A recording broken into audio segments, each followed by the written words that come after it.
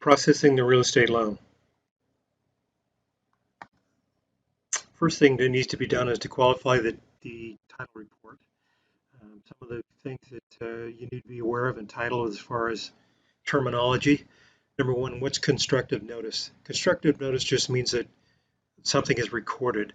For example, when somebody sells a piece of property, what they'll do is transfer the property to the new buyer, and that is a grant deed they'll use, and the grant deed is recorded. Or if the buyer has a loan, they'll record a deed of trust to evidence his mortgage on that piece of property. Actual notice is just verbal or written. Remember, in real estate, 99.9% of the things have to be in writing, including leases over 1 year. Abstracts and opinions of title are just a recorded history, and it's important to review the recorded history to make sure your seller actually owns the property and they have the right to record it. Title insurance ensures the validity of the title and then insures it in that buyer's name, saying you own the property now, and we're giving you a policy to say if somebody comes in and tries to take that property or say that they have ownership of that property, title insurance kicks in and protects you. Title faults are basically clouds on title or defects in title, and we'll talk about those in the next slide.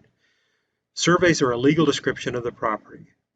What's the legal description? Where is it? Is it El Cajon, California? It's part of this subdivision on this street, and it's this lot.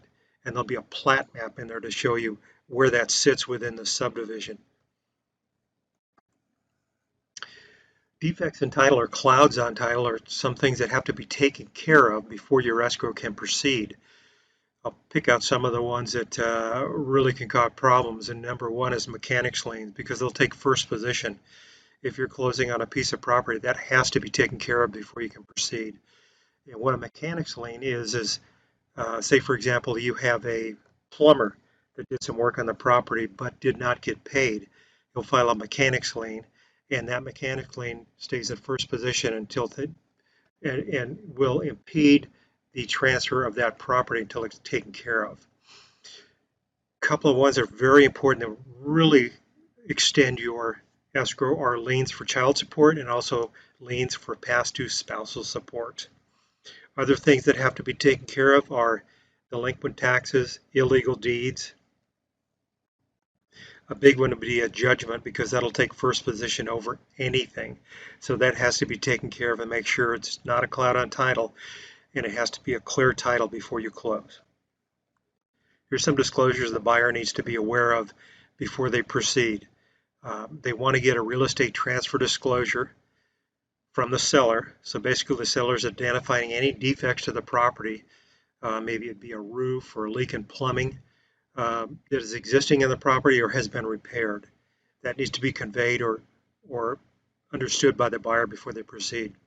If, for example, you have a situation where there's no transfer disclosure, it might be a situation where the property is owned by a bank because it's a foreclosure property and they will not do a transfer disclosure, then the agent has to do an agent visual inspection.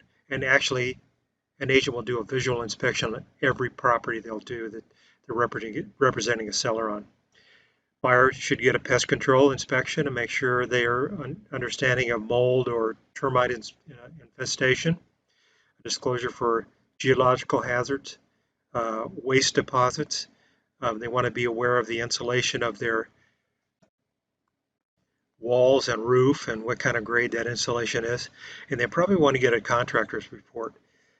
They'll get that during the discovery period, which is normally the 17 days where they're inspecting the property and getting all this written information so they can find out about the property itself and the area they're going to live in.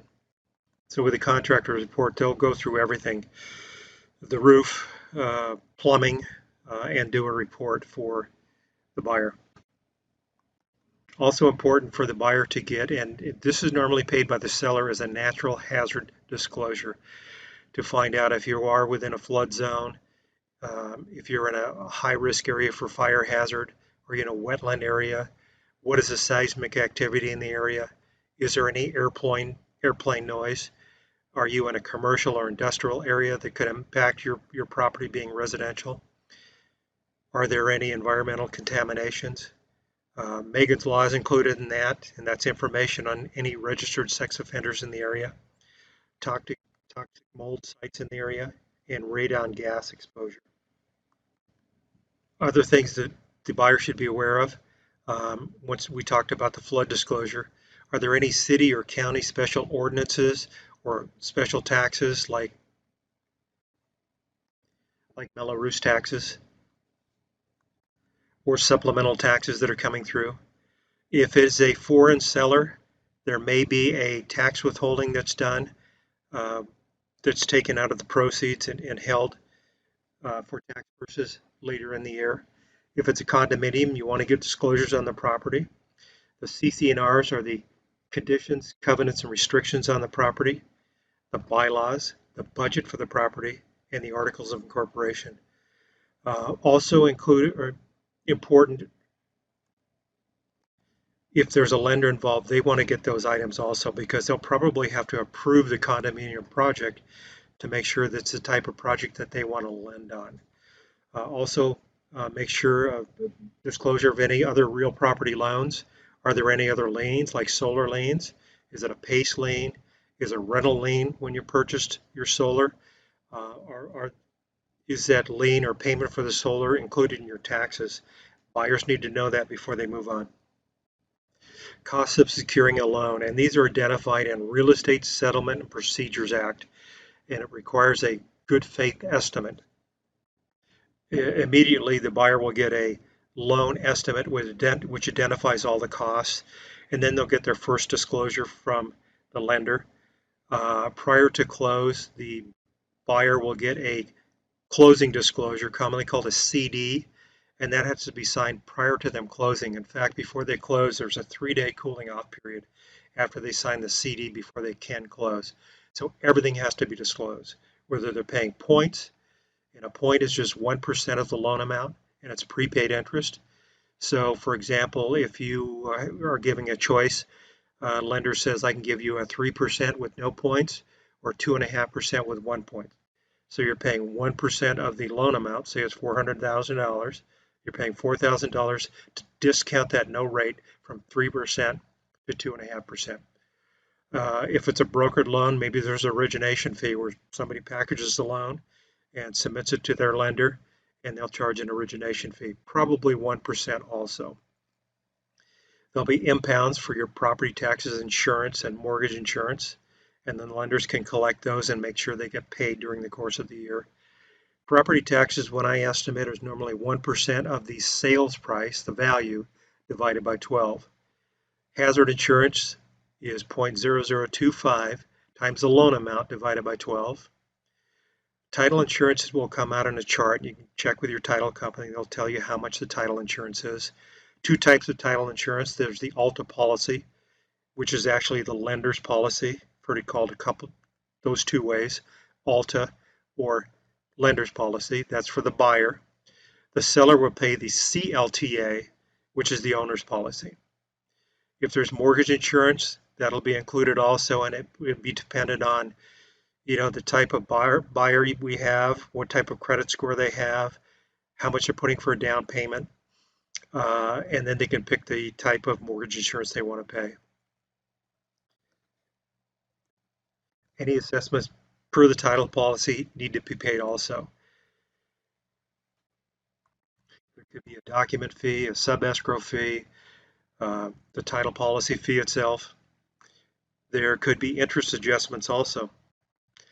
There might also be prepayment penalties. So if a loan does get closed early, there may be a prepayment penalty. Normally prepayment penalties are 6 months interest, so it could be quite substantial if you pay a loan off early. Additional costs may be prorations. These are normally things paid by the seller, like property taxes or homeowners do. Say, for example, the seller closes a transaction in June. But at the first of the year, they paid the full year property taxes.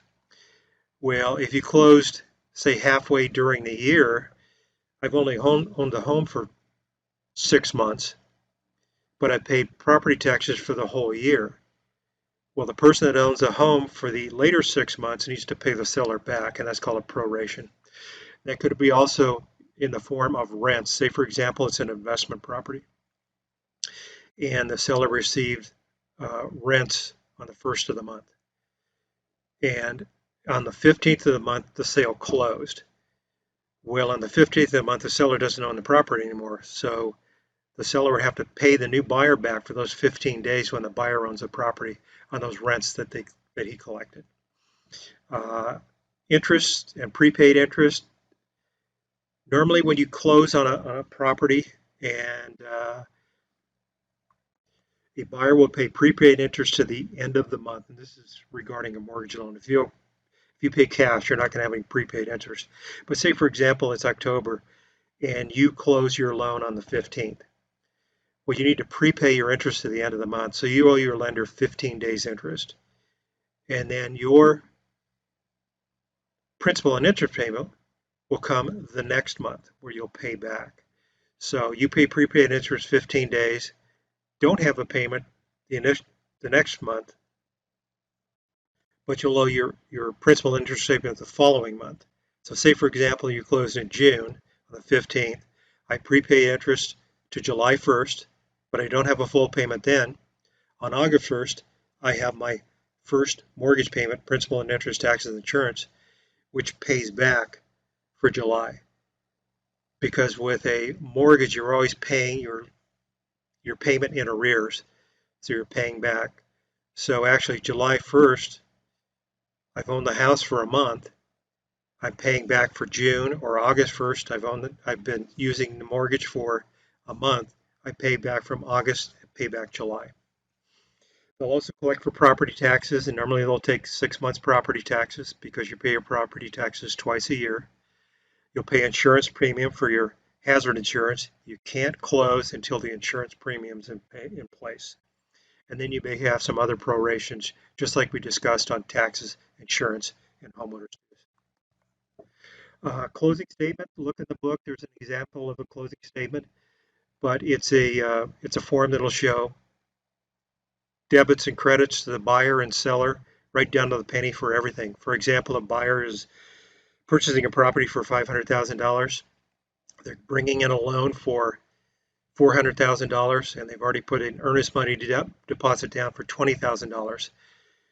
So they've got a debit for $500,000 for the sales price of the house. They've got a credit for their $20,000 earnest money deposit, and also a credit for their $400,000 mortgage.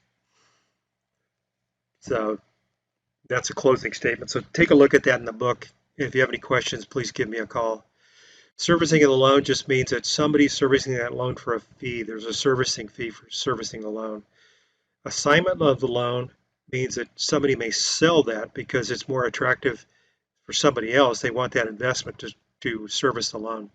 So say, for example, a bank closes the loan for the buyer and they service the loan till they can get ready to sell, and then they sell it to a commercial bank who wants to service that loan.